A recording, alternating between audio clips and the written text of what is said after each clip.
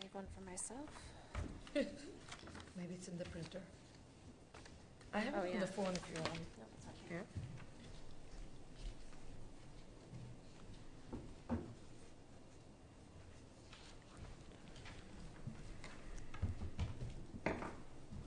Okay, we are officially starting our first in-person meeting of the town's Diversity and Inclusion Committee, and I do not need to say our little speech, so it's wonderful, and we can just dive right into our first agenda item. So Chief Jeff Laurie is here to talk to us about body-worn cameras. Thank you for accepting my invitation. People have been excited to talk about this subject. So thank you very much. It's a privilege to be at your first in-person meeting. I know for me, I'm really looking forward to getting back to some normalcy. And the preamble I'd like to say is this is a work in progress. Sergeant Daniels is doing a great job kind of taking lead on this. And I would love to come back, to be honest with you, late summer, early fall, to give you an update, because we're going to have a lot of the answers of what this program is really going to look like at that time. So basically, if you go to, I'm not sure which selectmen's meeting is, we can research it, but I gave a presentation to the board of the select board in regards to body-worn cameras. Sergeant Daniels and I also, beyond the selectmen's meeting, went to the Frank and Mary show. So if you look up that episode, we tried to answer some questions there again. And there's a town meeting presentation. I'm just going to briefly go over what this is and how we got to where we are right now, and then I can dive into any questions you have. So the agency, we began researching grants for BWC's body-worn cameras in February of 2020. We made 2 attempts at the federal level. We did not score high enough on the federal score sheet to obtain funding. We're in the accreditation process, and what that is best practices, oath of office, buildings and grounds. We're doing a lot of work right now. We're getting close to certification, and that should really help us secure funding to offset residual costs in the future. We were awarded a grant that Sergeant Daniels wrote in late fall in the amount of $39,530. Basically, we were also asked to participate in the program. Sergeant Daniels is our liaison with the state through the Office of Public Safety. So hopefully we're hoping, because we're involved in that we'll be able to acquire more funding in the future. So an additional $25,176, and that's storage and licensing fees, which will be a yearly cost, I think, of $26,000.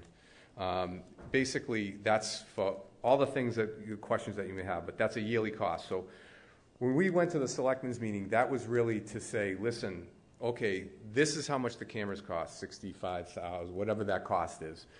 But we're going to need this additional funding every year to keep this going, and it's going to be a 5-year commitment. So is there an appetite for this? Because we want this. We believe that this is going to show transparency. We believe that in the majority of times we're doing something right. But also, if we do something wrong, as a training tool, we want to be able to take corrective action. And we think that this is really going to assist us, both court cases, civilly, across the board. And it's really showing transparency of the agency.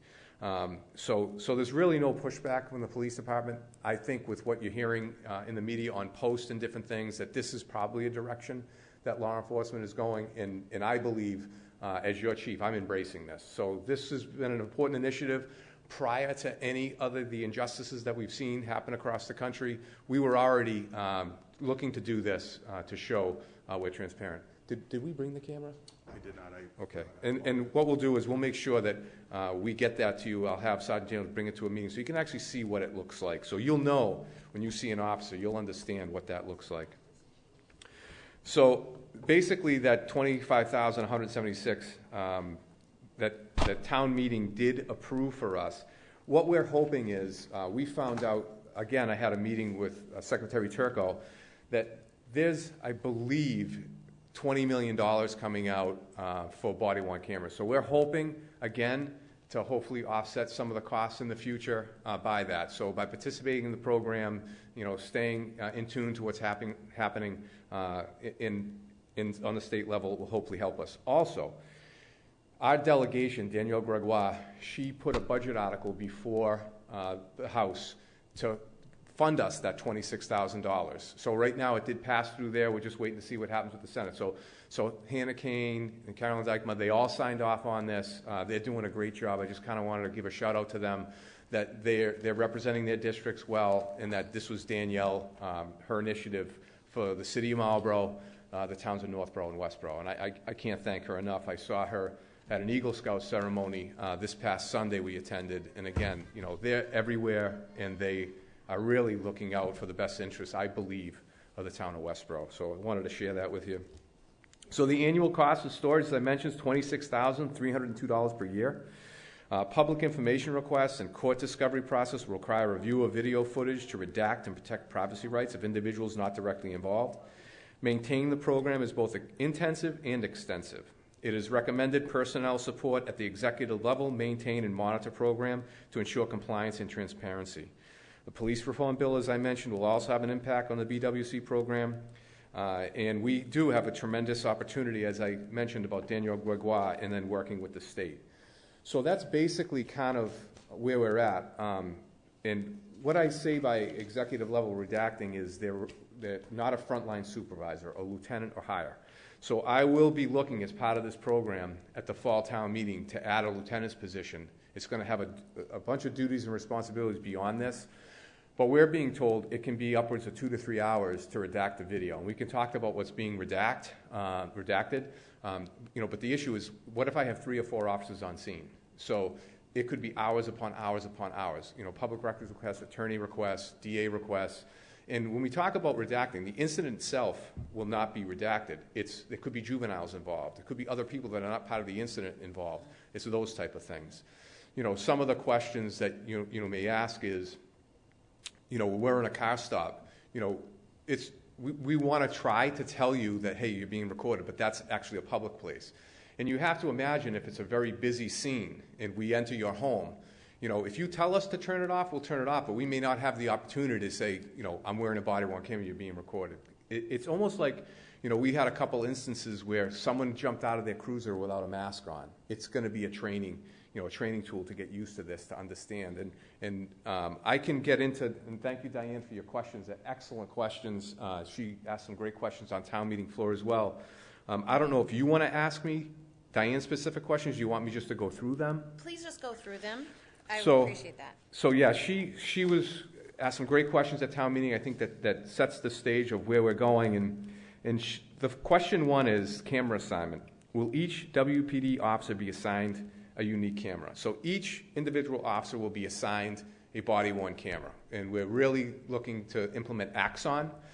The reason why we're looking to implement the company Axon, because there's a couple big companies out there, is our TASER software is compatible with it. So there was a significant savings. So we're always trying to save money, whether it be writing grants or by utilizing technology that we already have. So each officer will be issued, to include the chief, a camera. Now, am I going to be wearing it at my desk? No, but if I'm going to a serious incident, I'm going to put it on. For instance, our lieutenants, detective lieutenant, well, he probably won't have a camera on. He's at his desk. But if he takes an overtime shift and he's in uniform, he has to have a camera. So every officer will have to have a camera. And then we have to have a couple spares, because what if they go down? As we know, technology doesn't always work.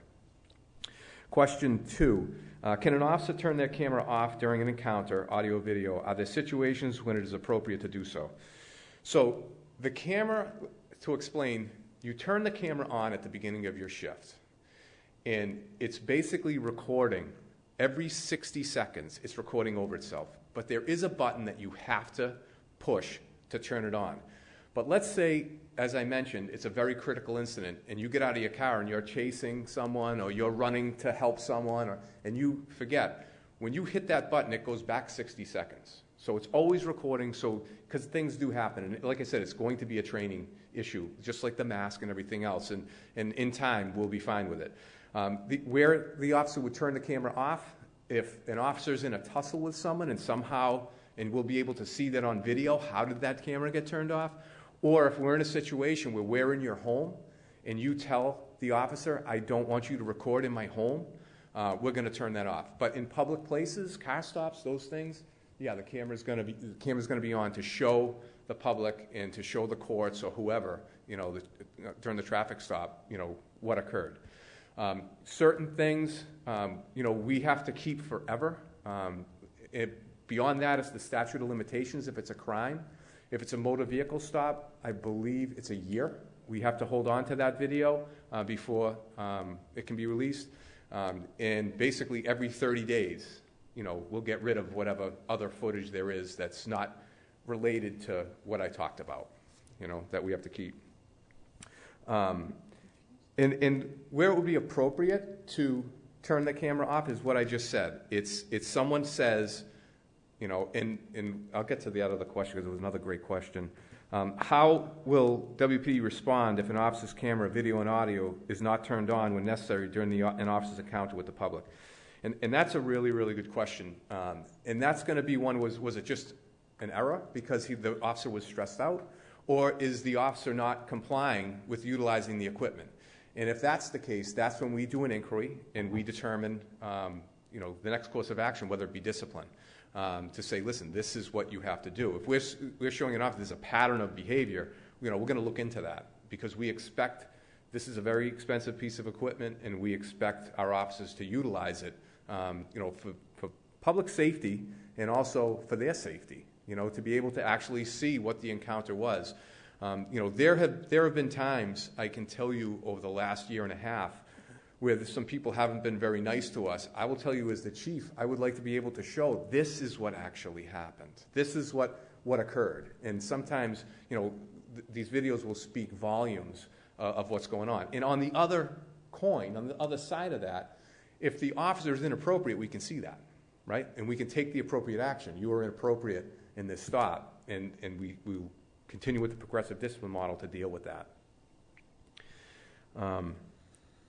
Redacting.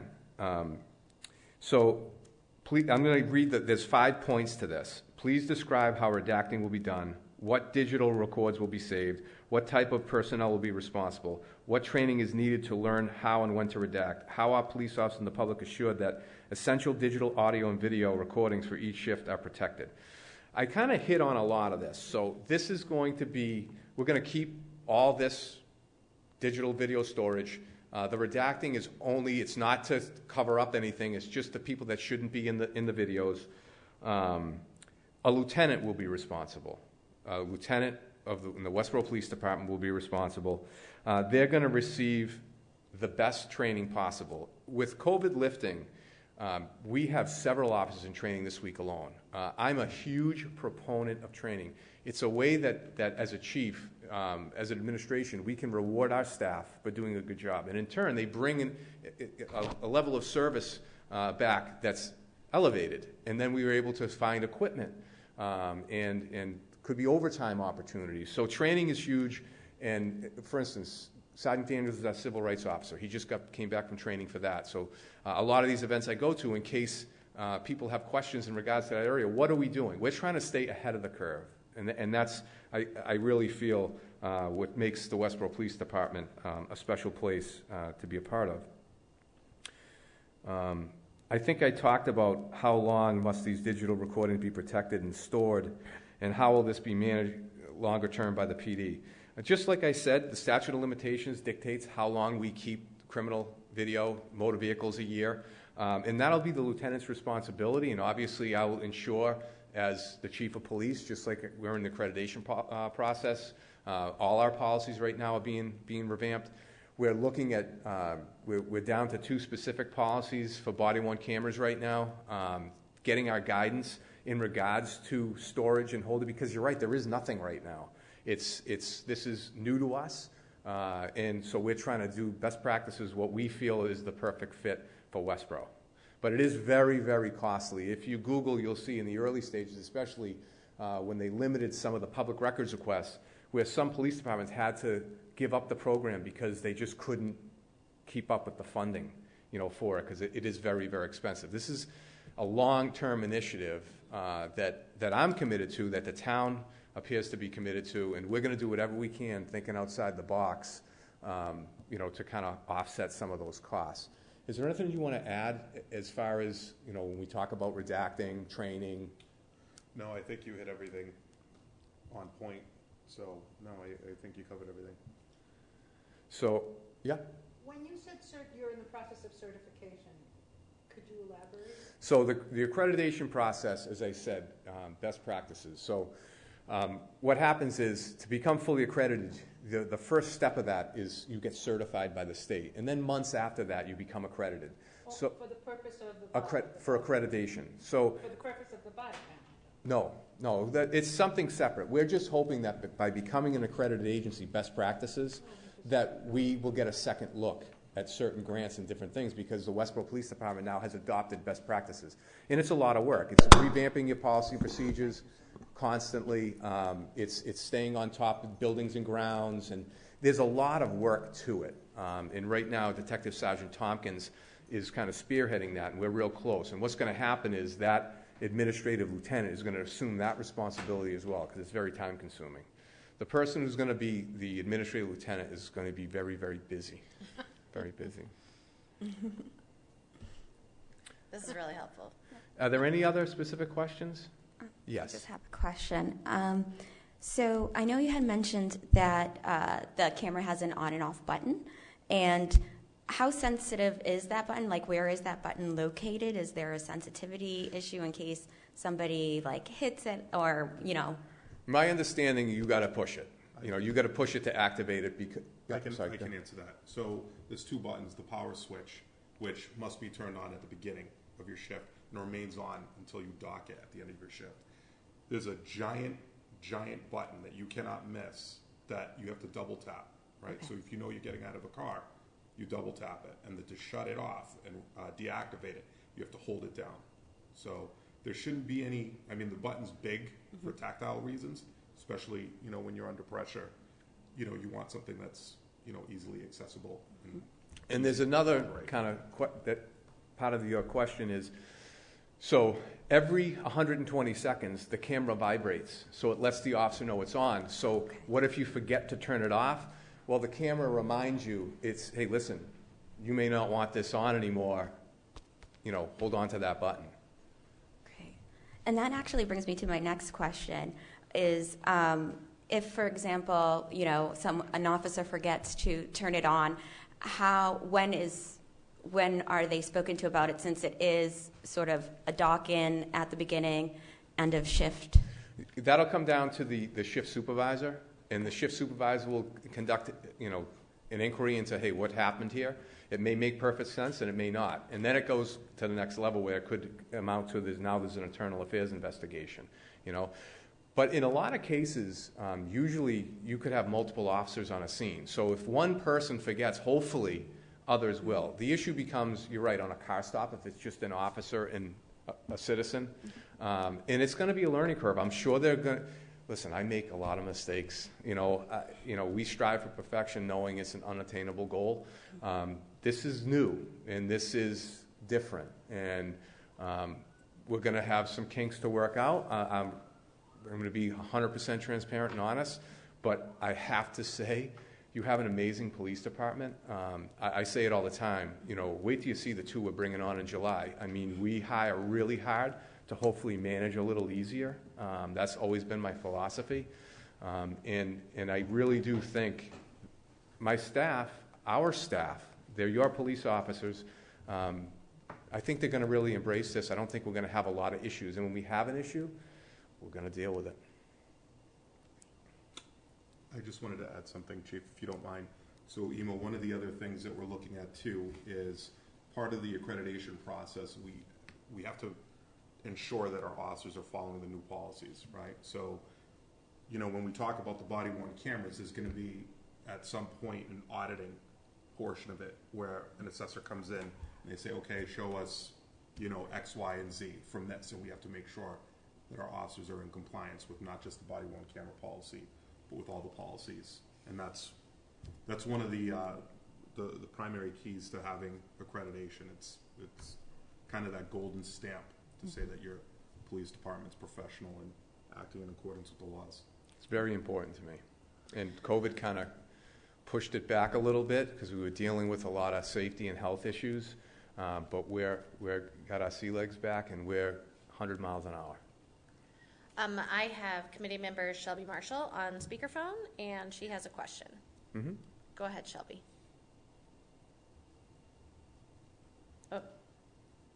Sorry, I thought she's tending to stuff. Hello? Yes, you're on. Oh, okay, sorry, there's a delay on TV as I'm watching. Thank you, and apologies to the committee for not being there in person, as well as to the chief. Chief, my question is, will the policy include information as to the data that will be shared publicly? Because I would imagine you're going to, like you've already said, you're going to get a ton of data from from auditing it and reviewing it for training purposes, etc. And I'm sure a lot of that will be used internally, but will there be data that comes out of that that you'll be sharing publicly in any format? Have you given that some thought? And that's my question. Thank you. I have, and we discussed this at a recent command staff meeting. There are agencies across the country that are ahead of the curve. They're getting ahead of the incidents by releasing this footage soon, and you can see the concerns in other parts of the country when they're not releasing it soon. They're holding it maybe sometimes years, and then things come out. And my goal is to be transparent, however, not to violate our policy. And like I said, we're crawling right now. We're not sprinting. So those answers will be coming in the future. I'd be happy to share them. And I said this at town meeting, and I really want to get this message out there. We, since taking over the Westborough Police Department, and I can't take credit for this. I have my Deputy Chief Minardi, like I said, Detective Sergeant Tompkins, Sergeant Daniels, my command staff. We have revamped the entire policy and procedure manual of the Westborough Police Department. And like I said, in the accreditation process. When we are finally complete, I'm going to put those online. So the Westborough community is going to be able to look at all of our policies and procedures. And Diane had asked, Mr. had asked, will there be input from the public? These are vetted policies through Mass Chiefs, through accreditation. We're going to put our own stamp on them. We're going to put them up online. But that doesn't mean that your police department won't take suggestion, because you may have a good suggestion. However, the direction is my responsibility as your chief, and I have to ensure best practices and that we remain accredited. It's almost like me trying to write, a policy, how to conduct some type of surgery. It's just, this is our wheelhouse, our profession, but we're going to put all these policies up online, and I've always said I'm willing to listen, to communicate with anyone, to take suggestion, because we want the very best for our town, for our community, for Central Mass. We're very involved in helping our neighbors with the borough program, having a clinician in the cruiser. I mean, this is the first program of its kind in Worcester County. I mean, we're constantly trying to make sure that we're trying to do the very best we can with the resources that are at our disposal, but by being as cost effective as humanly possible as well. But this town's been so supportive of this police department. I can tell you our equipment is top notch, and your staff is up to whatever challenge comes across. And tomorrow we have the first breakfast with the chief is back at the senior center. So we're getting back to normal, and tonight we have a Touch a Truck event, 5 to 8 at one of our local churches. And, this is what Westborough is all about. This is, what we're going to do moving forward. You're going to see us out there. We had our first bingo night. I was going to say, you had bingo last week with our department. These are new programs, new initiatives. We're thinking outside the box to say, this is your police department. We've always been here, whether it was delivering library books during COVID, trying to find people things to do during. We did the handcuff extinguish hunger with the fire department in Westborough High School. Kids were involved in that. So we're all about inclusion. We're all about working together to ensure a very safe environment. I wish I could tell you there was no crime in Westborough. I wish I could tell you our offices are very busy. But the men and women of this department, we're honored to serve. We're proud to wear this shield, and I'd be more than happy to come back. I know there were some other questions, and Kara, I know we're close to 3:30, but I did a lot of research. I have answered those questions, and if you want me to come back at the next meeting, I can provide those answers. And what I'd like to leave now, because there was a question on there about school resource and the responsibilities and everything else, so I just wanted to kind of give this to you folks to look at. There's an updated one, but it basically kind of just lists, what Detective Dapperlight does. And there was a reason why Detective Dappolite is a detective, is I felt that in many cases I wanted the officer out of uniform, so it would be less intimidating to students who were apprehensive. So he wears a uniform when it's appropriate, and for the most part, he's in plain clothes. Yeah. So, but there were great questions that were posed. Yeah. So if you want to invite me back, I can answer those, and it'll give some insight. And a lot of those questions too, it's really, I will say, will be directed to the school department. Right. Because we don't get involved in certain things. Yeah, I think we'll talk as a committee about what other things we want to hear from you about and who should be at the table for those conversations, and we'll send I'd love to another have, invitation. Just like Todd Daniels is here, like I said, Okay. he's the person who really has done so much work on this spot. I can't tell you, he's a very busy man. But it would be nice to be able to bring Detective Dappolite in so we can put, a face with the position, with the name.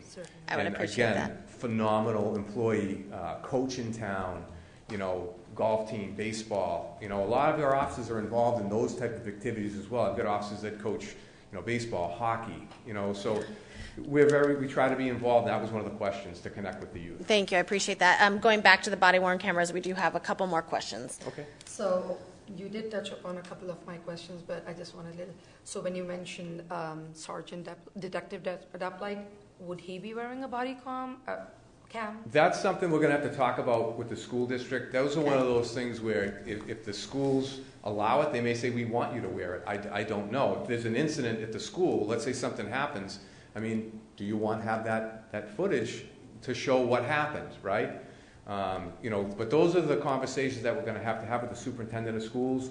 We're going to have it with my leadership team, with the policy as we implement that. But yeah, it's a great question. Those are the things that we're going to have to work out between now and hopefully November, December, when we can kind of get this program off the ground. The other one, I believe you touched most of it, was about the body cam as a tool. So you probably have an existing structure for transparency, and you just said due to the accreditation you have revamped it. So I was just wondering if there was anything more there. Like, did you do an assessment before this topic even came up? Like, how do you audit yourself on a yearly basis? Like, what are the action items there, if I'm not? In regards to the body cameras? No, in regards to transparency, other than body cameras, like in terms of it's policies we have a very vibrant social media page, Twitter, Instagram, Facebook, trying to see what we're doing. If there is a complaint, we look into the complaint. In many cases, it's a retraining issue if the officer has done something wrong, say if it was rudeness or something like that. But we're constantly out there trying to promote, and like I said, tonight, 5 to 8, we're going to be out, supporting, the community and hopefully having a really great event tonight. And I think that's part of us trying to be transparent. And I think the body camera program is just going to kind of enhance that, what we're doing. And if you ever have a question, by all means, give the police department a call. We have a chain of command, the frontline supervisor. If you have a question, if he can't answer it, he sends it to the lieutenant, to the deputy chief, and myself. My door is always open to discuss things with people. I welcome the opportunity to attend any event I possibly can. I try, sometimes upset my wife a little bit, but, I believe as the temporary caretaker of the Westborough Police Department, it's my job to show the community we care and we're here. And if I'm asked, I'm going to do whatever I can to be there. We also talked last month about your request for a letter of support from us for the ABLE project, and so we're very excited. We were all excited to hear about that, and we'll be eager to learn how that moves. So yeah, we're implementing that in the ABLE project, which is fantastic. Now again, this was Officer Greg Shipperett, who will be promoted to sergeant this July. He went to a training through Attorney Sheft, and this program was part of that training, like an anti-bias type of training. Very excellent training. He's a great instructor. And he came back. He wrote a proposal to me. I was I think, on a prisoner watch on a Saturday, and he came in and explained it to me, and I loved it. And it's out of Georgetown University, and it's, again, another professional stamp that shows, yeah, of course we have a duty to intervene, and we're going to make sure our officers are trained. We're going to have instructors on the department. And again, I think we're getting ahead of the curve on that. And that's, I think, what Westborough's about. And the only department that I'm aware of that borders us that has body-worn cameras, and it's recent, is Upton. So we're getting in early, and I think it's important, and I think eventually, and probably my time, where I think it's really going to be mandated. My opinion. Anyone else have questions, Elma? I think I'm speaking strictly for myself at this point. We've all seen the media and the issues surrounding body-worn cameras, but quite frankly, I think that at this point, most of it's speculation on your part. And I think coming back to us after you've had them for a couple of months and tell us how it's going makes more sense to me than having you come back and speculate more about what might happen once you get them. Because we're talking in the fall sometime. Well, just to give an update if you want one, but I'm fine with that too. No, but I'm just saying, we know as much now as we need to know, I think, at this point. What I want to hear is after the department's been wearing them for 2 or 3 months, how's it working out? How's it going? What's good? What's bad? Have there been issues in the community and so on and so forth? I think, everybody's time's at a premium at this point, and for you to come back and with, this is what we've heard, this is what we're doing, but I want to know what you've done after you've done it, not what you're going to do when it gets here. So sounds good. That's my own opinion. So I appreciate you being open to an invitation if we have other topics we want to discuss with you, but at this point, this is wonderful, and we'll keep in touch either about you coming after the cameras are on board or another time on another topic. Yeah, so we wouldn't come back unless we had something substantial to share. No. So. And that wouldn't be worth any of our time. So correct. But I appreciate you coming. Thank you very much. Thank you. I'll let you get back to the business of the day as I prepare. Yes, just a friendly notice to members, if you didn't hear Aiden say before, that you have to be within 12 inches of the mic to be heard, so just so you know. I wanted to apologize for the disruption. Sure. It was a doctor's appointment, so I really am sorry to have disrupted. It worked out. Thank you. All right. Next agenda item, Indigenous Peoples Day proposal. So you will have gotten from me a write-up. Shelby took notes at a meeting that several members of this committee were on 2 weeks ago with a guest, and if you don't mind, I know Alma and Rana and Mike, all of you were part of that meeting. I was part of it for 2 minutes and then stepped off when Alma came on as to make sure we didn't have a quorum. And Shelby's listening in and can chime in, certainly, but I just turn your attention to the notes that Shelby wrote up, and I just invite any of you who were part of that meeting and who have been looking at this issue from the beginning to give us a summary of where you think we are as far as us as a committee making a recommendation to the select board so the proposed recommendation is to recommend to the select board to adopt Indigenous Peoples Day as a townwide holiday in the place of and instead of Columbus Day. Yes, Rana. But following, tell me, pronounce her name. Matowan's recommendations, it would be with their support that happens. Right. She was extremely clear about that. She was spectacular in her presentation and helping us understand that it's not for us to do by ourselves. It's for the Indigenous people to come and make their presentation so that we all really understand what it's all about. And I think that's pretty critical. Yeah.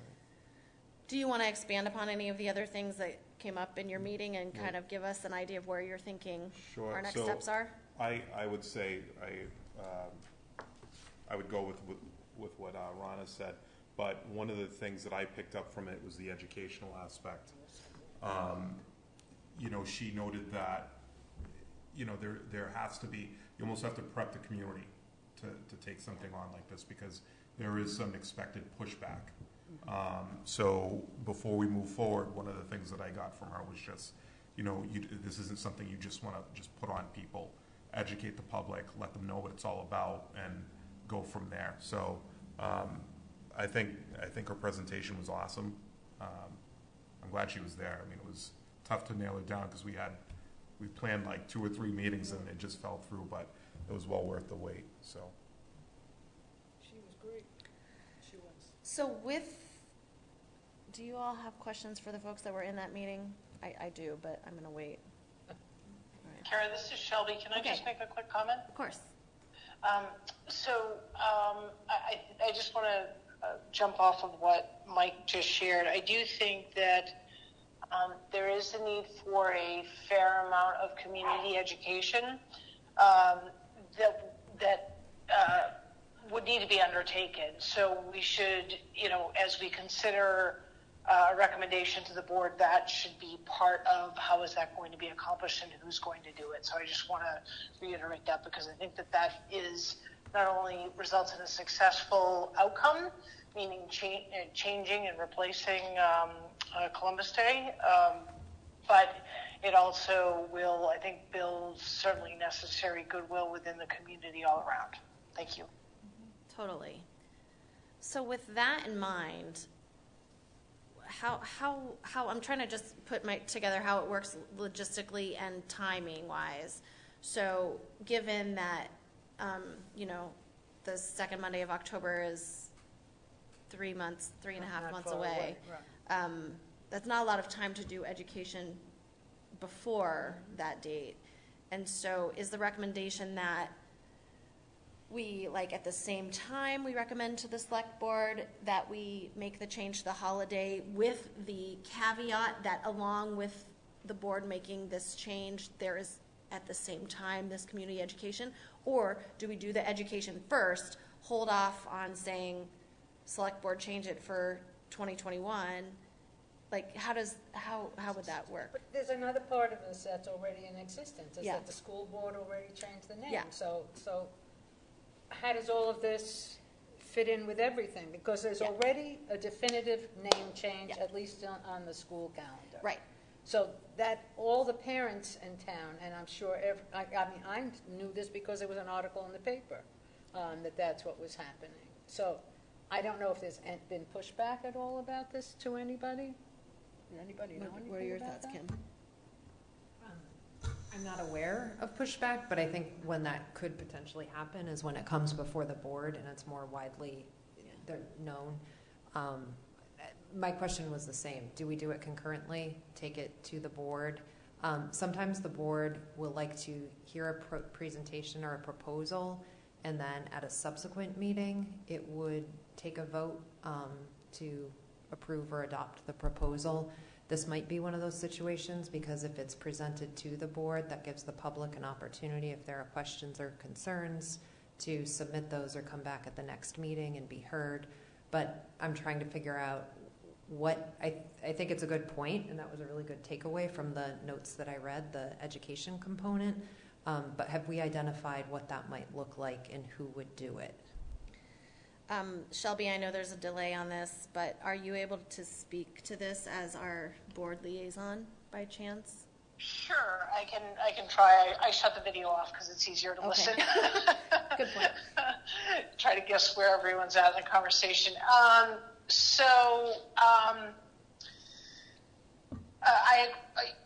agree with what Kim said in terms of kind of giving the board time to sort of process what is presented and then have a follow-on meeting for a vote.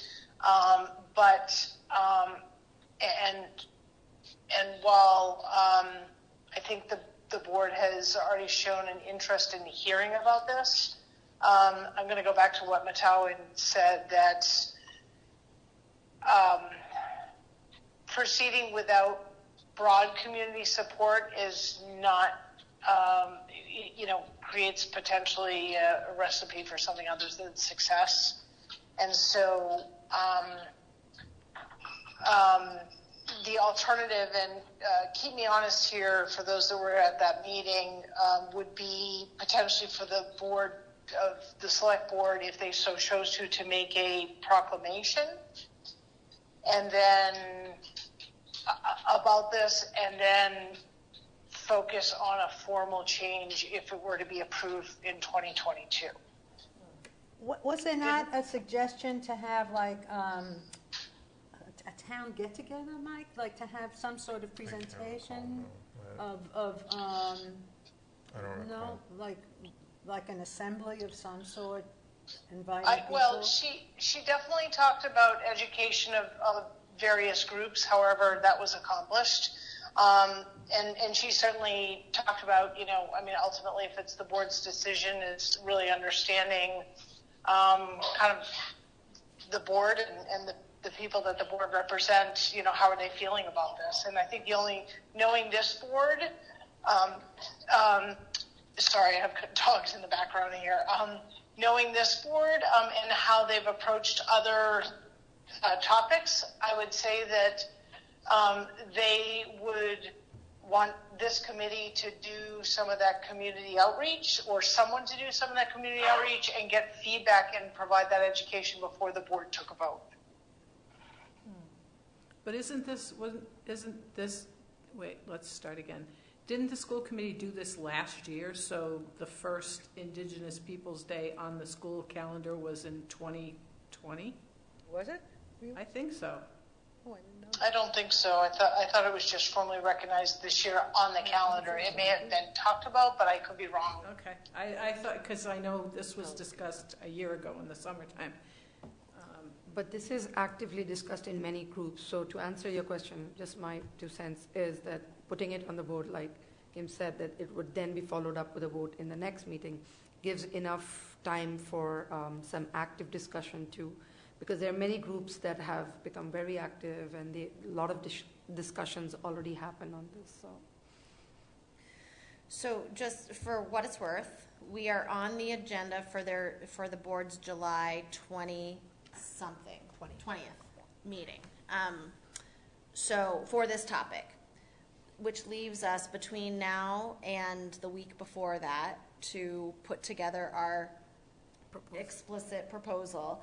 And if we have time to do some level of, I would say, just thinking out loud, in that proposal, say, here's the outreach and education we intend to do within the next 3 months, between, or 2.5 months between July and October. And we will do that with the intention that you go ahead and make either the proclamation or the formal change. Or we can go before the board in July and say, here's our proposal, but here's our timeline and plan for education, and the change won't happen until next year. So I think the board, from what I'm hearing Shelby say, like, the board wants to know what the community's reaction's going to be. And so we either need to do that legwork ahead of the July meeting, which isn't very realistic for us to do much, or we need to have kind of a plan for how that's going to roll out. Kara, the other option is that the committee goes to that staggered approach. So we present, give the board time to consider things, and then the board, through its outreach in the community, gauges that and determines whether or not they're ready to take a vote. If they don't, then it could come back, and we still have an opportunity for education. I will say that as a member of this committee, I think it's more favorable to do community education than to rush a vote. But I also understand the sense of urgency and not wanting to, a year away seems like forever. I get that. Were you going to say something, Kim? I think it might be echoing what Shelby said, that if we stick to the July 20th presentation to the board, that leaves us, depending on between now and then, try to do some outreach and education, and then it potentially gets it out there for more people to be aware of it, with some additional time for outreach and education before it comes back at an August meeting of the board for a vote. That may be one of, Shelby kind of laid out 2 options, and I think that may be what she mentioned, the first one. I'll call folks' attention to kind of the town seal approach, right? There's a lot of dialogue on social media, and the board certainly engaged in that over a series of meetings, and ultimately came to the approach of creating the town warrant article that was on our annual town meeting warrant, which said, this is how we're going to go forward and create a committee. And that was, as I recall, a unanimous, hands up, no secret ballot machine vote. And because I think people are like, yeah, now is the time, this is the right thing to do. We understand exactly what the committee is being charged to do. So I just point to that as reference, for those that may not be as familiar with that process. But to clarify, though, you're not suggesting that a decision about the holiday would be in the hands of town meeting? No, thank you, Karen. No, I was just trying to use it as a process that it took a while for the board to actually come up with how are we going to put this on the warrant, and it was through that and lots of community conversations that we took in as board members that I think allowed that pathway to be successful. So I'm just kind of speaking to the successful pathway of engaging the community. All right. Even though it was done in an informal way and during COVID, really.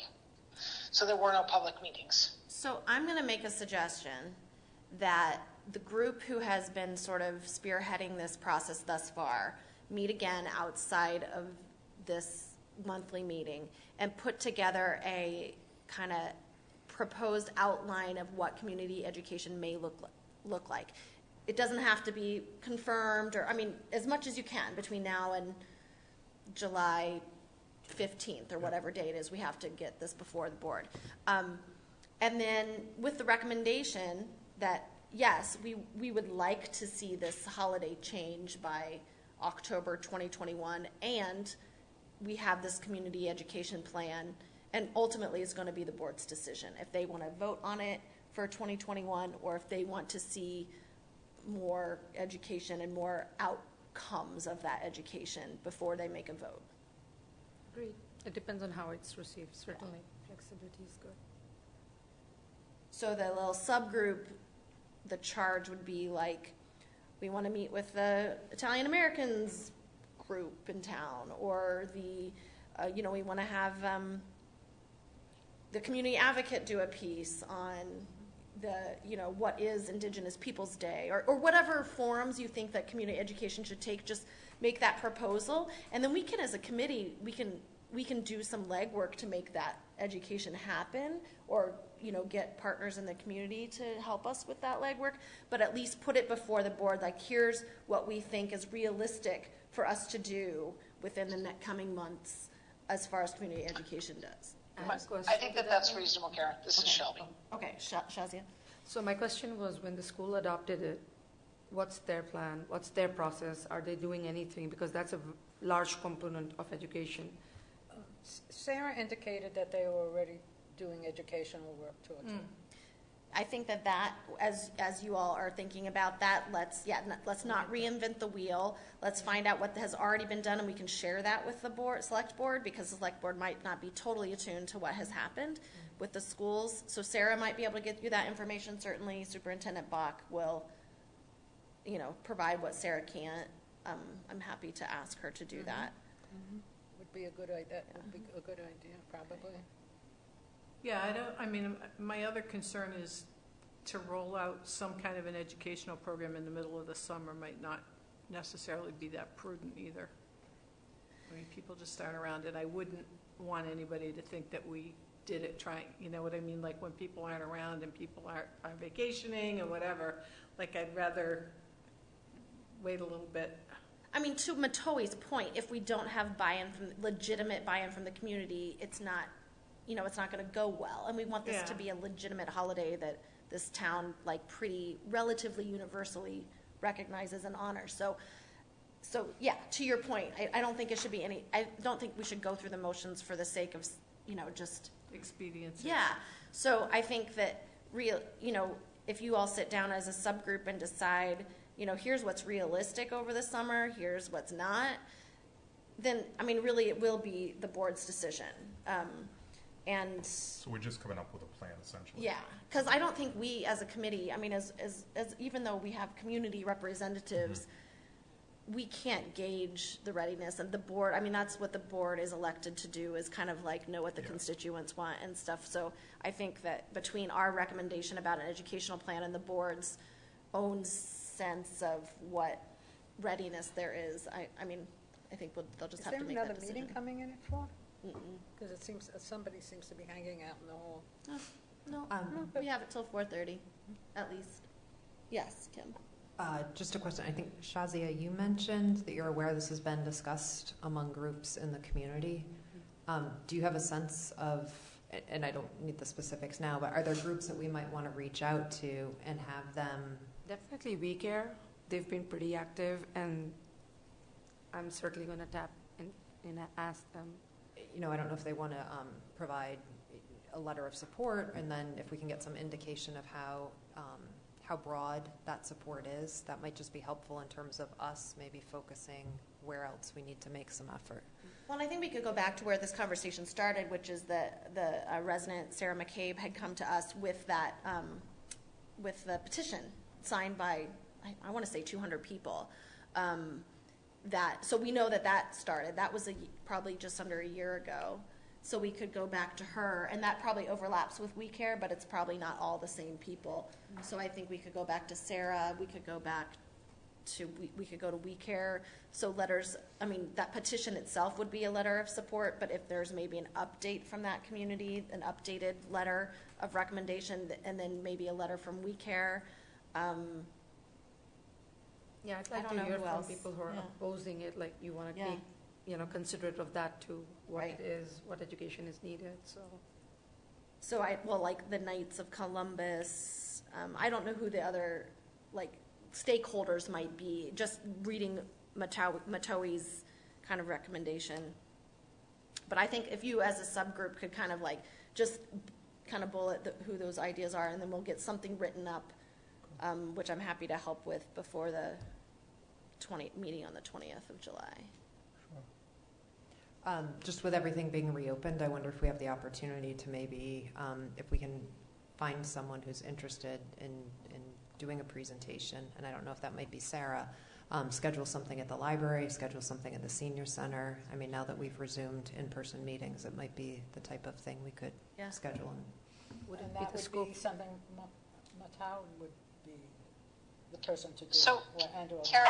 Yes, Shelby. This is Shelby. I will send an email to the subgroup, the subcommittee, and we'll get something scheduled so that we can talk through a plan for the recommendation to the board in July. Okay, that's awesome. And just to your point about Matoi being a potential educator, I just want to be really respectful of her time and her position, and not come into any risk of exploiting her expertise in that area, because that's the kind of thing that we'd often pay a consultant to do. And what she made really patently clear is that it's their job to do it.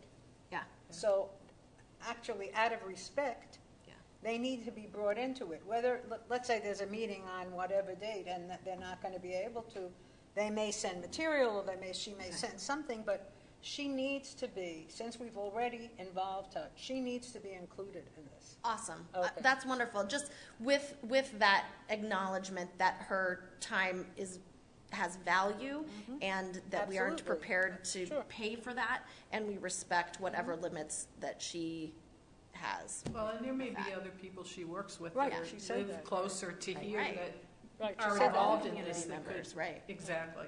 Yeah, somebody who has a connection to the community.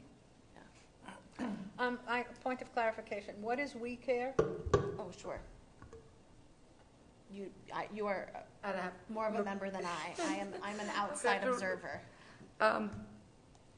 Honestly, I think it's Westborough. Yeah, it's Westborough Anti-racism. Education, combating anti-racism. It's the acronym is Westborough, WE. Coalition for Anti-Racist Education. Yes. Okay, Thank you, Carol. See, Karen, good job. But I follow their Facebook page, but I am not a Westborough resident, and I am not a member. I'm just gonna do it. But remember Alla Baranowski, who came and presented about the Black Lives Matter mural? She is one of the founders of We Care. So it started out as a group of concerned parents, really focused on education. I think it has grown from there to a more community-wide anti-racism group. All right, good plan. Any other final comments before we move on? Okay, thank you. Now, turning our attention to the next issue that we want to make recommendations about, which is the organizational assessment. I did not bring copies of this either, but I sent to you just the outline that we had briefly looked at last month. And I also sent you a link to the Google Doc. I did not look at the Google Doc to see if anybody had made any new comments. Has anybody else made a new comment on the Google Doc since we last talked? Okay. So before we dive into the outline itself, let me give you a little bit of context since we last met. And that is that I have been invited to be a part of a statewide coalition, informal, it's trying to become formal, coalition of diversity, equity, and inclusion leaders in municipalities across the state. So every other week there is a meeting of this group. Some are DEI, the acronym for those words, diversity, equity, inclusion, DEI coordinators or directors that are hired by municipalities. So their full-time job is to do this kind of work. Some of the people who go to these meetings are people like me who are chair people of committees of various types. Most are municipal employees, but not all. Some are like community groups. Like a lot of towns have human rights coalition groups that serve a similar purpose to what we do, but they're not focused on just policy, procedure, and practices and services. In the town, they're more like town-wide and more community members than town officials. But this group is mostly with town officials or employees. And so I'm learning from them. I've only attended one meeting. I have another one tomorrow. But I'm learning what's happening in other communities. So I use that as a caveat to say, I also had a conversation with Town Manager Christy Williams yesterday about this topic because I was trying to figure out, going before the select board, about this topic as well. And what Christy and I talked about is that given the kind of scope of issues that we have touched upon in the organizational assessment, looking at town policies and procedures and practices, looking at personnel policies and procedures, looking at hiring, all that kind of stuff. Those are all operational things. And so the charge of those issues falls more in the hands of the town manager's office than it does with our elected officials, which was really helpful clarification. So what that means for us is that our recommendations will go to the town manager with, and requesting the support and the buy-in of the select board because they really try to work in concert with each other, but that the actual, any action steps that were taken on this kind of recommendation would come from the town manager's office. So helpful clarification. Christy also said, she liked this idea, all the stuff that I told her we've been talking about as far as what kinds of policies and procedures to look at, the reasons that we feel a little bit limited in what we can do. She was very much in support of having those conversations and pursuing those issues. Recognizing, of course, that our recommendation ultimately to hire a consultant will cost money, and part of what her thinking is we have to be thinking from the minute it begins about how we would pay for that. Not that that is our responsibility as a committee, but when she considers it as something that the town will take on and take responsibility for, it is her responsibility to think of how it's going to be paid for. So while that doesn't need to be our focus of how it's paid for, we want to be thoughtful about that. And as we get further in the conversation, I have some thoughts about paying for it as well, and many of you might as well. And the other thing that Christy requested is that when we make our recommendation, to be as specific as possible about what we're recommending. That's going to be our challenge, and that might be the thing that takes some time on our part to figure out, because I agree with Christy on this. We don't want to reinvent the wheel knowing that other towns are doing this work, and we might want to do what other towns are doing and learn from that. That said, in my sort of ad hoc conversations with other towns thus far, they're all over the map, right? All over the map, literally. I have spoken, as is noted in my outline that you have, I have spoken with folks from Arlington, Lexington, Needham. I live in Dedham. There's work being done there. and I can't think of all the towns off the top of my head. I've reached out to a few more who haven't gotten back to me, but it really is all over. So the town that I've had the most conversation with is Arlington. They're bigger than us. They have a representative town meeting, so they're they function a little bit differently than us. They have a different geography and a different population than us, but we can still learn some stuff from what they're doing. And what they did is they worked with their Human Rights Commission, which was already established, long established, like decades established.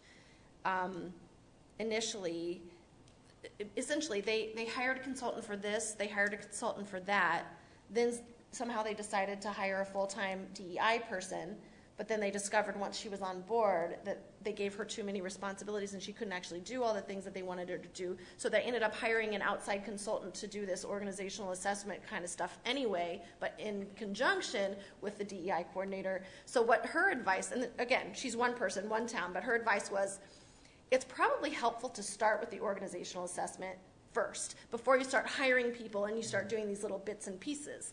But then what the organizational assessment could look like, again, could be anything.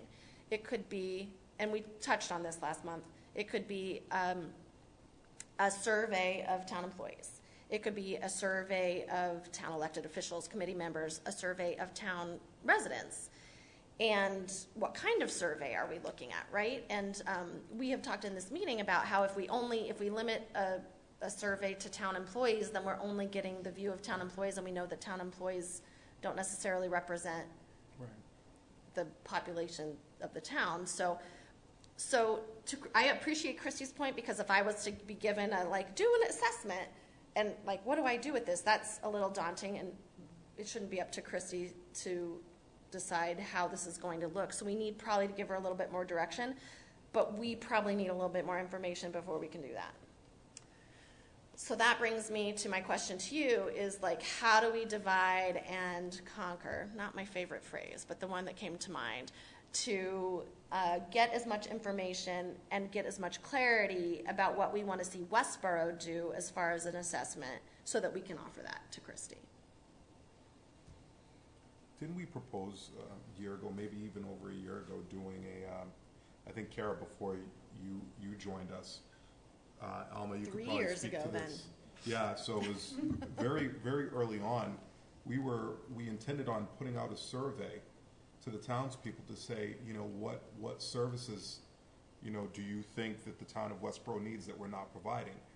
And then kind of incorporating our mission statement into that so that people could see, okay, well, maybe we need some, translators, or we need to revamp policies or procedures so that they are, multilingual. You have different languages and things like that. And I don't know if we ever really got any leeway or headway with that.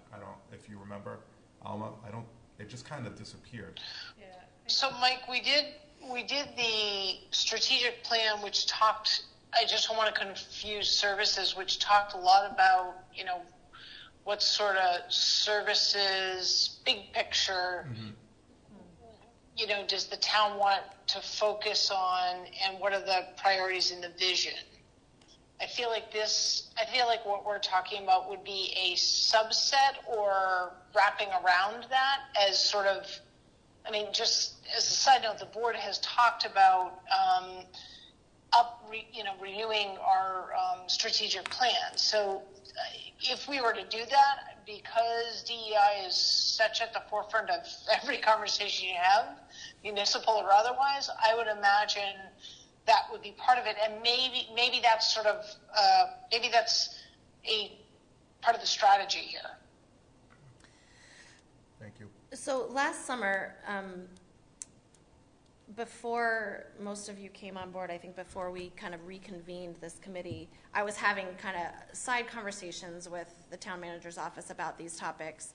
And in the process, I talked with a consultant that I know from a previous job who has done some consulting with other municipalities, Needham, Randolph, I'm not sure what else, but saying that when he was talking about coming in as a consultant, when he's hired, he said, it's really helpful for the town to say, we know we want to get better in these areas. Like, and to start there as a point of kind of survey, or as a point, just a starting point, as a point to, like, then we know that we want to start looking at policies and procedures in that area. We want to start looking at hiring practices in that area. We want to start looking at accessibility to the public in that area. So we've had some conversations around that. Like, we know that language access is a priority. That's something that we've been pretty clear about here.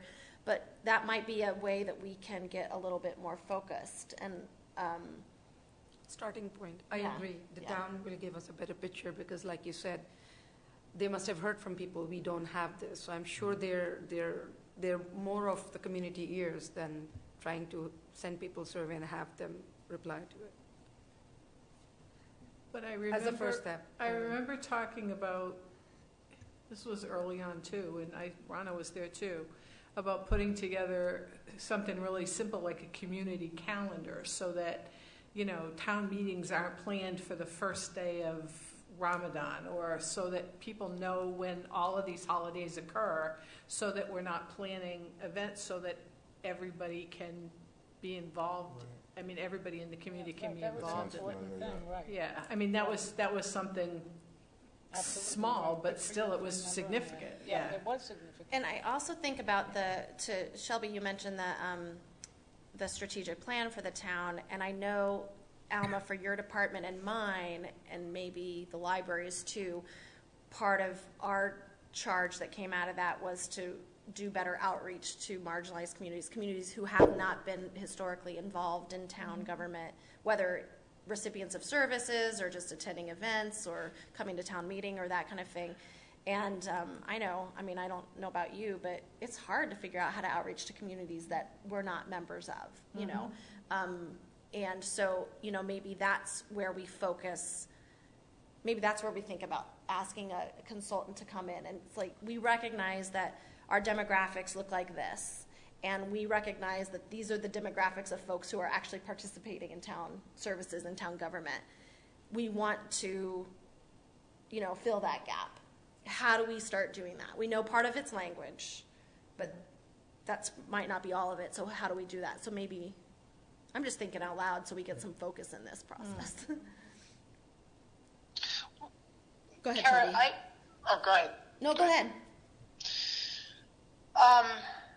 The more I think about this, I don't want to push this back to the select board, but the more I think about this, the more I think that this is an extension of, services and the organization of the town. So we're not talking about how are we just a better community. We're really, again, the charge of this committee is about service and access, right? Mm-hmm. And increasing that reach. And I'm obviously paraphrasing. And personnel, which is And linked to that. but personnel, it's which explicit. links all back to me like the strategic plan. Yep. So I guess I'm wondering if there's a further conversation we had, and with Christy and maybe Alan as the chair. And Kim, I'm sorry, I can't see you because I don't know if you're nodding one way or another here.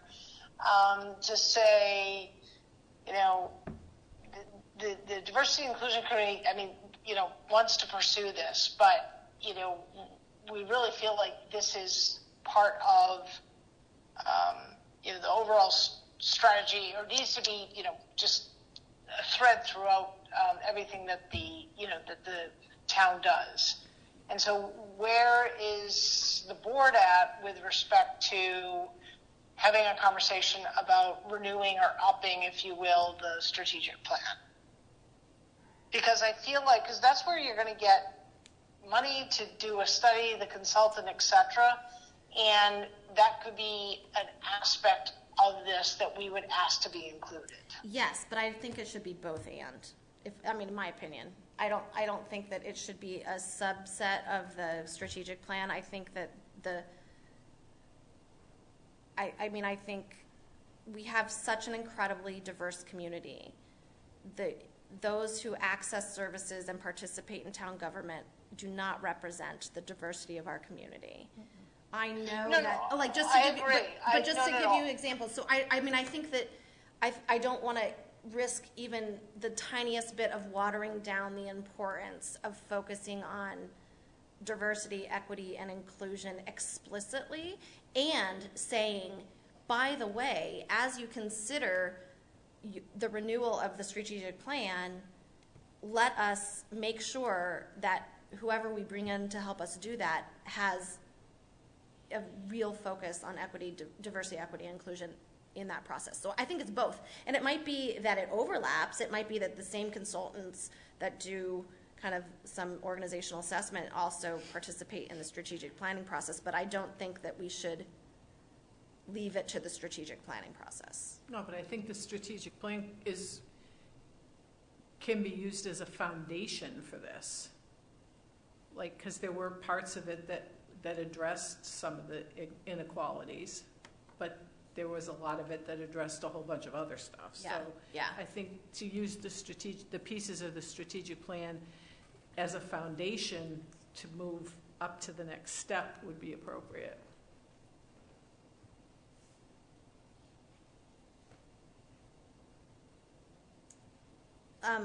What, Kim? Yeah. I'm getting stuck in my thinking here. So I'm looking at it from, is the goal diversity, equity, and inclusion, or should we look at are we looking at other initiatives that are identified in the strategic plan and making sure, I'm getting a little hung up here in what we're trying to accomplish. Is it that, Well, diversity, equity, and inclusion like a standalone piece in the plan, or are we making sure that as we look at the other pieces that are already in the plan, and many of which would likely continue to be in the plan, we say, okay, what does that mean when we're talking about diversity, equity, and inclusion for this specific issue topic? Yeah, that's what I mean. Use what's done as a foundation to then move forward with, because this committee wasn't not active when we did the strategic plan, but it was kind of floundering at that point. Right. I guess it's both. I think we're kind of saying the same thing, just maybe with different emphasis. I think that this committee specifically, our interest is, diversity, equity, inclusion across the board, accessibility, inclusion. In order for that to really stick, it does have to be like central to the strategic plan. So I hear you saying that, and as far as our committee goes, like, our charge is not the strategic plan. Our charge is, I don't know. So it's both. So I guess I'm as confused as you. In the strategic plan, are there not, I wish I could speak the language, are there not points that have to be addressed vis-a-vis equality and diversion, et cetera, all of the things that this committee is supposed to hold? Why, if there is something happening already, and let's say there are bullets that need to be covered in each part of the strategic plan that ensure equality across the board, I don't understand what we're doing. There aren't. So, okay, to that point, so there's indicators. There are umbrella points. Like as I was putting together this outline a few weeks ago, I went through the strategic plan. I was like, oh, this part of the strategic plan sort of implies diversity, equity, inclusion, but it doesn't explicitly state it and what that means. And then that's what has to happen then. There should be some sort of, maybe what we need to supply is a list of what needs to be addressed in the strategic plan. But we don't know that. We need to hire somebody to help us figure out what that is. That's what I'm saying. Is like, what I'm thinking is that we need people whose job this is to come in and say, your personnel, you're not hiring and retaining employees of color because your policies and practices need to be tweaked this way, or something like that. That's just a out of thin air example. Or you're not doing outreach. You're not able to meet this step of the strategic plan because by outreaching marginalized communities, because none of your outreach materials are in multiple languages, or whatever, but but we need people who look at it through that lens and have an expertise at looking at it with that lens in order to say to the strategic planning committee or consultants or whomever does the strategic plan, here's what you need to put in the strategic plan. So I think as we think about renewing the strategic plan, to have some outcomes from this assessment would be really helpful to introduce to the strategic plan. I mean, the strategic plan was done in 2018, so it's already 3 years old.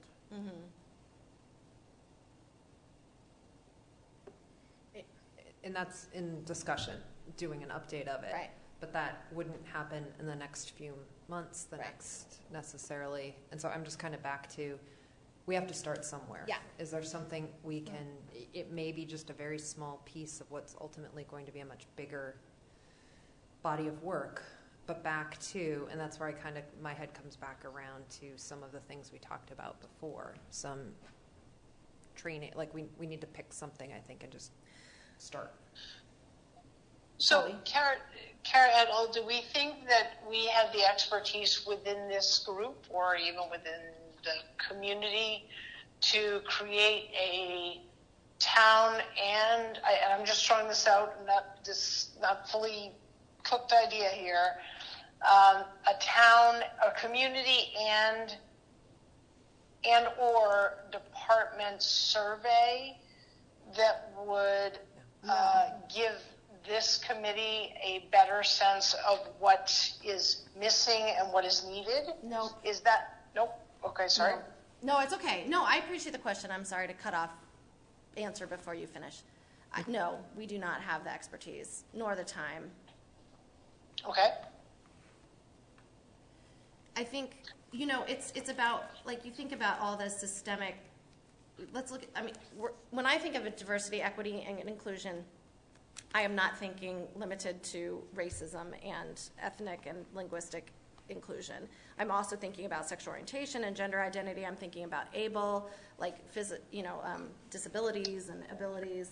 So I'm thinking from a really broad lens, but certainly at the forefront of our media and our minds and our news of late has been systemic racism and how that is addressed. And so a lot of the work that towns are doing around this is about systemic racism. And we have to decide, we have to think about what kind of consultants we would recommend to hire and how broad our lens is going to be. But I bring this up because I think about, like, if we think just about systemic racism, if this committee were to create a survey, I mean, I'm the chairperson of this committee, and I have all the white upper middle class privilege that I could have, or not upper middle, whatever. You know what I mean. I have a lot of privilege.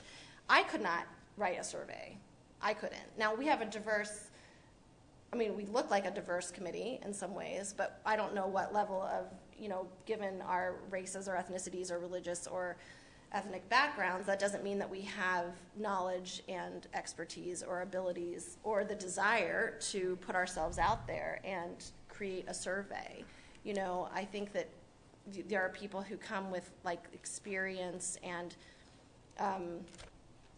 credentials, so to speak. I don't know what they are exactly, but who do this work for a living, and that's I do not ever want to put a survey in the world and say this is a DEI survey and I create it. Like I just don't feel comfortable with that. And to me, the starting point is, what are the questions we're trying to answer? It can't just be a tell us what you're thinking. That's not an effective survey method, like research approach. We have to identify a few questions that we want to have answered and then work with someone to do whatever background and then develop the survey, if that's the route we're going. I do think, going back to the strategic plan, that might be the place to guide us in how to start what questions we're looking to answer. May I make a recommendation that for follow-up, that all of us look at the town strategic plan, which you can, I'll send it to you. I'll send a link to you. Don't try to download it on your phone. No. It's huge. Yeah, it's really big. I'll send it to you. I'll send a link to you. And I will even highlight for you the passages that I think are most explicitly linked to DEI that I have found, because I've already done that. But please look at the whole thing yourselves, too, and see if you're seeing other pieces that might be in there. and maybe that will help us kind of hone in on what questions we want answered, and then that could help us Does see that what. need to be seconded? So, No, I don't think so. Does I'll it? be happy to do so. I don't think it has to be Karen, voted I'm on. not Yeah, sure it Shelby. does it. then there's an expectation of outcome. I guess what I'm, to your point that you made a few minutes ago, why not take that recommendation to the board, to the town manager, and say, okay, we understand that there have been conversations about doing another strategic plan. This committee feels strongly that DEI has to be part of it throughout, but we also don't want it to get watered down. And, so how do we, let's package these together so that part of the strategic plan includes a lens of organizational assessment, or at least start to have the conversation with some consultants, to your point, that do this work to see if we're even in the right ballpark. So I know that Christy will say to me, give me more specific recommendations than that. I know she will. And then the other piece is I feel personally incredibly strongly that we should do some separate recommendations about DEI and use that to inform the strategic plan and be explicit about that. But I do not think that I'm just not on board with what you're suggesting, to be honest with you. Okay, well, I guess. And maybe other people are. I'm just one human. No. That's fine. That's why we have these good conversations. Yeah. So, looking at that organizational assessment document that you guys put together, the subgroup, I'm not sure what you're looking for then in being more specific, because there's a fair amount of specificity and yet generalism in that document. Okay, so here's my thinking. If all of us look at the strategic plan and think of what we see of these conversations linked with the strategic plan and join in that conversation. And then I will continue to talk to other towns, because that's the other thing that Christy was specific about, is I want to know what other towns are doing so we're not figuring this out all by ourselves and new. And bring those examples of what towns are doing to you.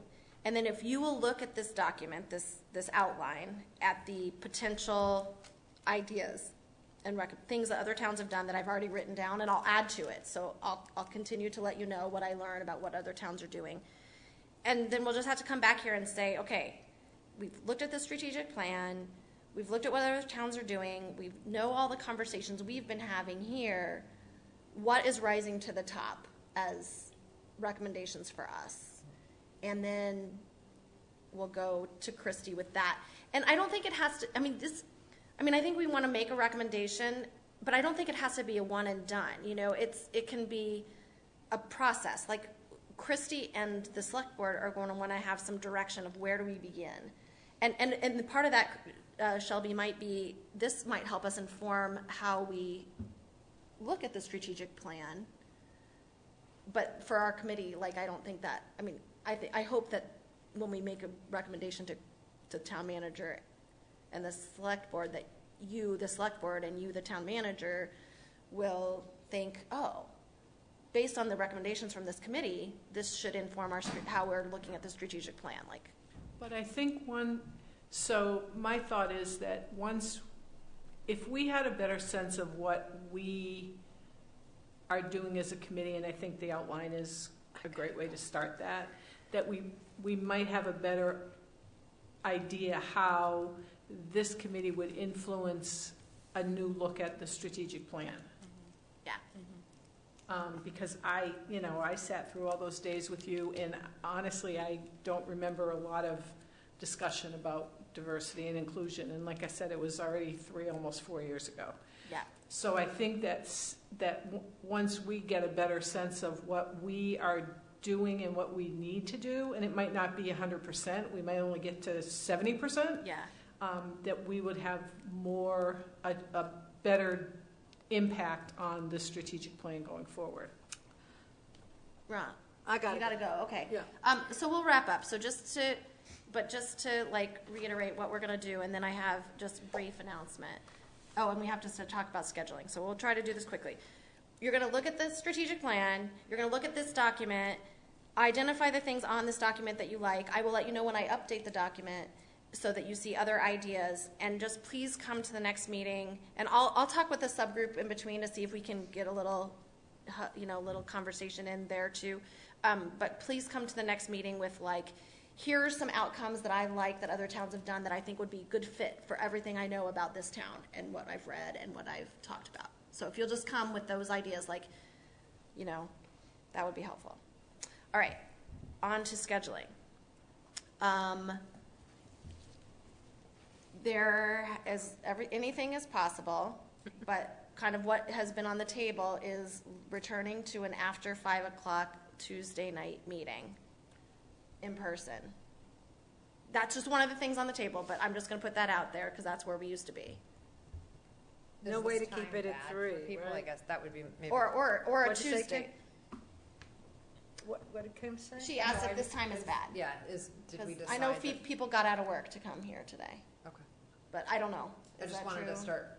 It's not bad. I mean, It's not bad for you? I don't care about Tuesdays at 5, but I can't do them starting July 13th till August 24th because I have a program at the senior center on Okay. Tuesday nights at 5. So It doesn't have to be. I mean, I'm no, fine with this I mean, time. it doesn't matter to me. The other, Well, this time works 40 best for some. me. This time works well for you. How about community members, Rona? It works. Ema, This is a Shazia? great time. If we're able to, at sometimes pop in remotely, I think it works perfectly. Oh, yeah? Works Okay. perfect. Oh, yeah? Yeah. Okay. Oh, I'm surprised. I thought it would be different. Sarah, this time does not work well for her during the school year. Oh, yeah. If we start a little bit, if we What flip would it- to like 3:30 to 3:30? 5. Yeah, Right. because she can usually get here by 3:45. That would be Um, great. She should be here. Okay. No, She- it's okay, I'm okay with that. Yeah, 3:30? She's really an important Yeah. cog in the wheel. I think so too. And I think we don't know what's going to be happening with Ryan.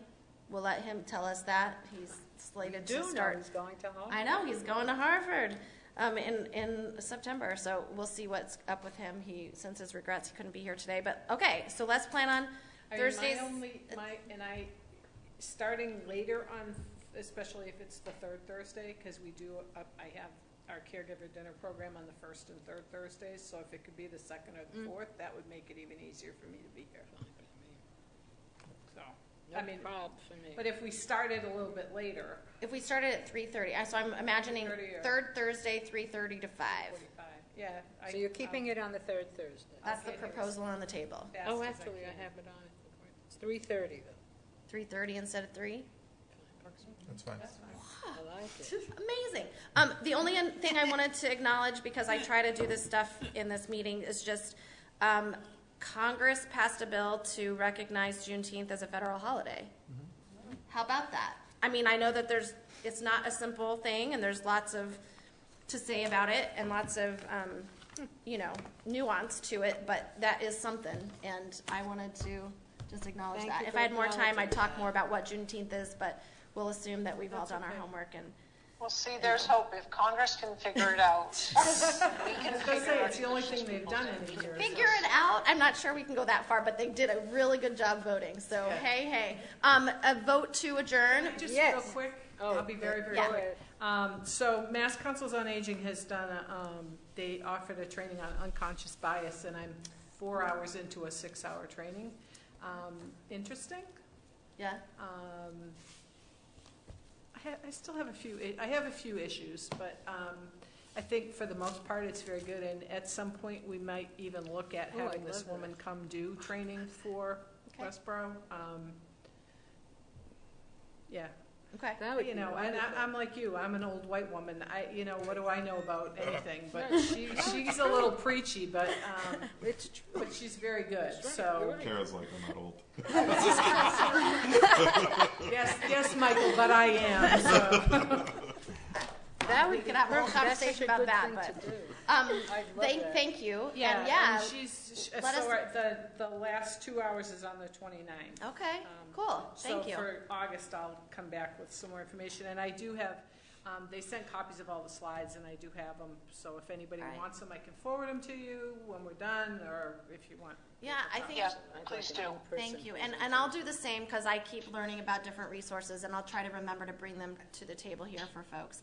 May I have a motion to I adjourn? move to adjourn. We'll have to do a roll call vote because Shelby's remote. Okay. May I have a second? Second. Okay, so Rana, Indeed. Motion Glad- Rappaport. Kim seconded, and so I'm going to call your name, say yes or no. Rana, Rappaport, yes. Mike, Daniels, yes. Kim, Foster, yes? Shelby, Marshall, yes. Presley, yes. Shazia, Yes. Ness, yes. Alma. Alma, yes. Meeting is adjourned. Bye, Thank you all everyone. for an Thank awesome you, conversation. Kara. 4:35.